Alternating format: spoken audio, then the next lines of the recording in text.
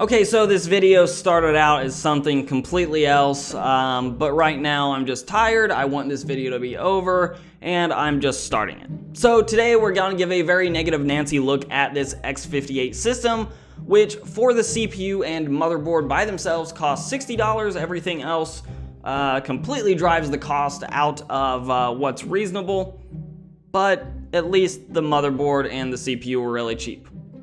The CPU cooler cost literally as much as this motherboard. Let's talk about X58 one more time.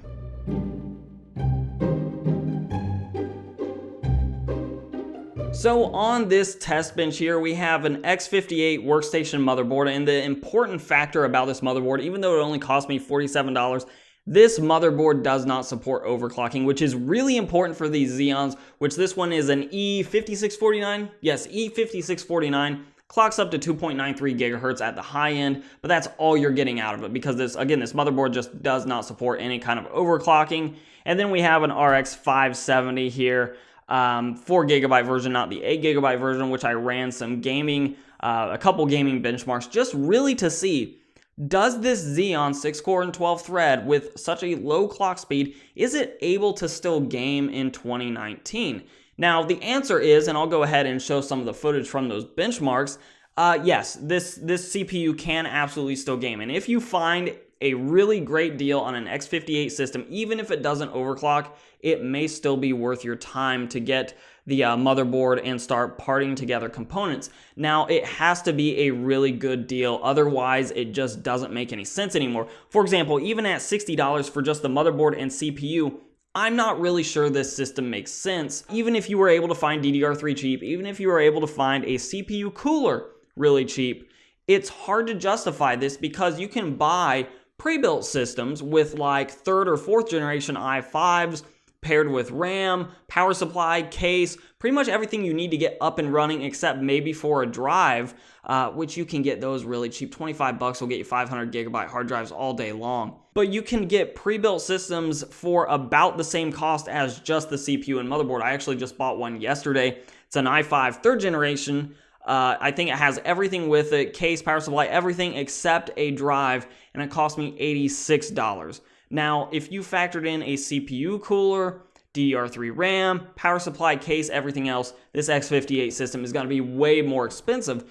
And frankly, in gaming, it's not going to do any better than that i5 third generation chip because the i5 has significantly higher clock speeds, whereas this thing is, because of the motherboard, locked into such a slow clock speed. Now, of course, with these old Xeons and X58 motherboards, you can overclock them. The problem being, and I'm going to show this on eBay, the problem here is these X58 motherboards that do support overclocking are expensive, like $120 for an overclockable motherboard on the X58 platform. There is one right now, and I'll admit I've thought about buying this motherboard or at least putting in an offer that's sitting at $99 for an EVGA one that claims that it works, and to be fair, there's no reason that the seller has given me to believe otherwise. But for the most part, these X58 motherboards that support overclocking, these extremely cheap Xeons, $12 for this CPU, the motherboards are just too expensive to justify it, and then you still have to come up with all of the other components, whereas these pre-built ones give you much better value for what you're getting out of them. So on the used market, X58 is a stretch at best unless you just find a killer deal. And then on the used market, of course, you can find X370 motherboards extremely cheaply. This is a basic MSI one. Yeah, this is an MSI X370 board. And the nice thing about these modern motherboards, obviously, is they support all the modern features. You have tons of USB 3 on the back of this thing. You have NVMe drive support.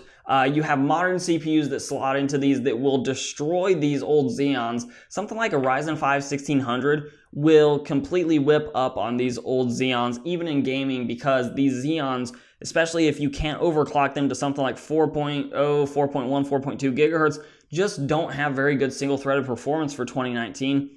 And on top of that, the new Ryzen chips, the third generation Ryzen processors, are going to be able to fit into these Ryzen motherboards, even from the first gen Ryzen motherboards like X370 and B350. So if you're looking at the new market, there's no reason to be looking at X58 either, and the used market can do better than X58 price to performance wise.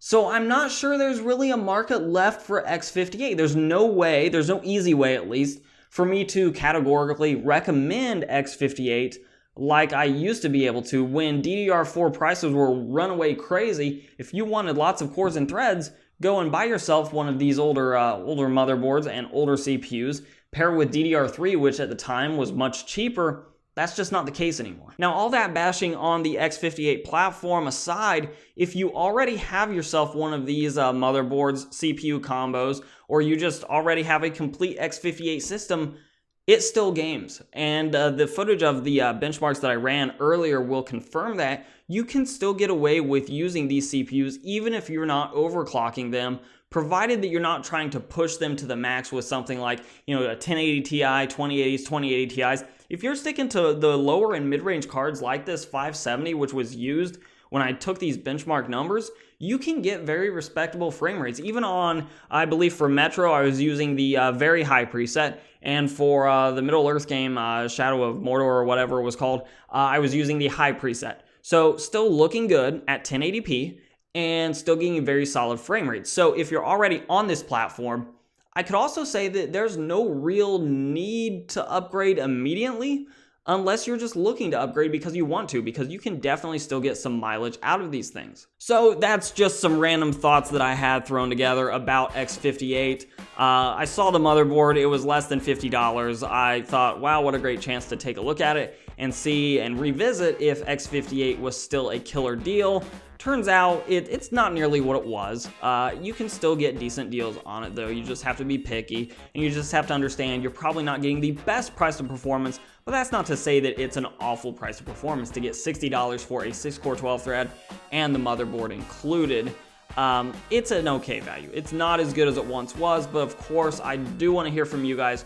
What's your favorite older generation to look at for used PC goodness? Let me know down below. And of course, if you like this video, hey, give it a like, share, subscribe, and comment. All those things are very helpful to the channel. You can follow me on Instagram and on Twitter at Hoosier Hardware. And as always, I'll let YouTube queue up a couple more videos from my channel for you to watch. I'm Shane with Hoosier Hardware, and I'll see you guys in the next video.